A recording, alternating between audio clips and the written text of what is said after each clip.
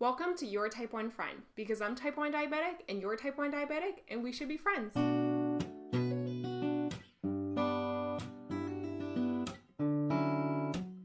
Since type 1 is a super rare disease and you likely don't have a friend who's a type 1, I want to be that person for you. Someone to share type 1 tips and just talk dirty diabetes. I want to share with you tips and tricks I've learned from living harmoniously for the most part with type 1 diabetes for over a decade, and stuff I've learned from my endocrinologist and registered diabetes educator and everyone in between. I have a genuine belief that type 1 diabetes is a blessing in disguise because it forces us to be healthy.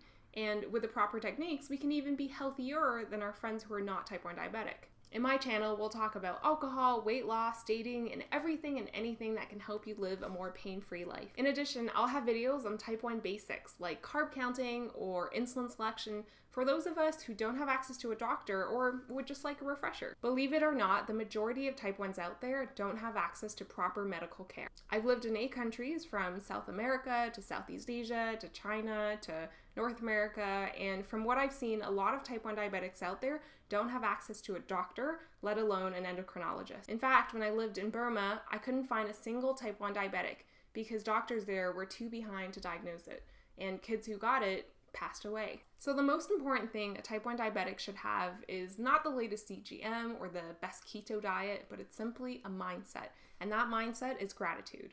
If you're watching this from a developed country, like Canada for example, you are swimming in medical gold. In Toronto, where I currently am, the government literally gives us free insulin pumps, and there are pharmacies at every corner down the street stocked with the juiciest and freshest insulin. That was definitely not the case when I lived in Colombia or India or even China. What taught me to be grateful was meeting type 1 diabetics in developing countries and hearing about their stories. Kids who were diagnosed just as young as me and likely just as young as you and went through the same developmental milestones as us, but with way less circumstance just because they were born in the wrong country.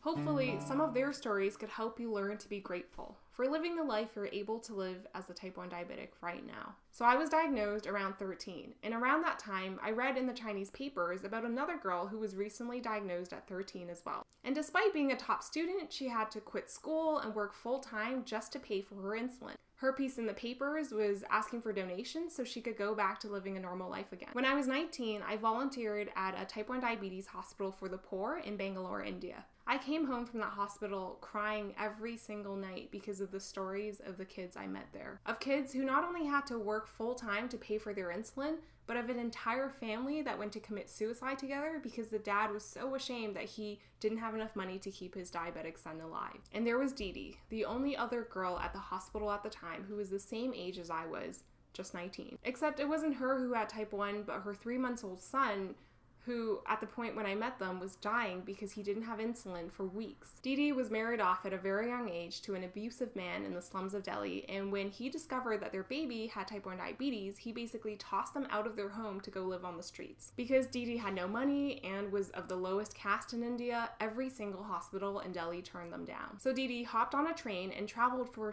3 full days on this train across India just to get her baby to the hospital I was at in order to get some insulin. Her baby survived, luckily, but it still haunts me till this day that Dee Dee was just 19. 19! What were you doing at 19? Finally, I backpacked through South America when I was 23, and again, I met another 23-year-old by the name of Maria from Venezuela. Except while I was a carefree traveler enjoying the fun and sun and occasional tequila of Colombia, Maria was a mother of 3, one of whom was type 1 diabetic. And get this, in a country that ran out of insulin because of a brutal military dictatorship. In order to get her daughter some insulin, Maria walked for 2 hours to the Colombian border every month, sold her hair in order to get some black market insulin that was unrefrigerated and sometimes expired. And yet, those were the lucky ones, the ones who were actually diagnosed. I lived in Burma for a year in Southeast Asia, and the second most closed off country after North Korea, and despite trying really hard to find another type 1 diabetic, I couldn't because they didn't exist. They didn't exist not because type 1 diabetes doesn't exist in Burma, but because the medical institutions there were so behind that they couldn't diagnose type 1 diabetes. In fact, I had a colleague who had a niece who passed away at 16 due to type 1 diabetes, but they didn't know what she passed away because of until many years later when they just Googled the symptoms. So despite statistics out there saying that there are less type 1 diabetics in developing countries, I've seen firsthand that that is not true. There are just way less survivors. So if you're watching this video and you have type 1 diabetes, then congratulations, because you have won the medical birth lottery. Had you been born in a different country like Burma that doesn't have the same level of medical care as you currently do, then you may not be alive right now, and that's why we should be grateful. This YouTube channel, in part, is to make sure that there are more survivors. I'll be translating these videos and posting them on the Chinese and Spanish and Indian YouTube so that type 1 diabetics everywhere could at least receive the same education I got here in Canada. Information that's been keeping me alive, from my family doctor to my registered diabetes educator to my endocrinologist to nurse to dietitian to my somatic therapist to my psychotherapist to my Chinese medicine doctor to my Ayurvedic doctor. I've seen a lot of people over the past decade, and I want to share all of that information with all of you guys so that we all have a chance to be as healthy as possible. So my parting words are this: ordinary childhoods breed ordinary people.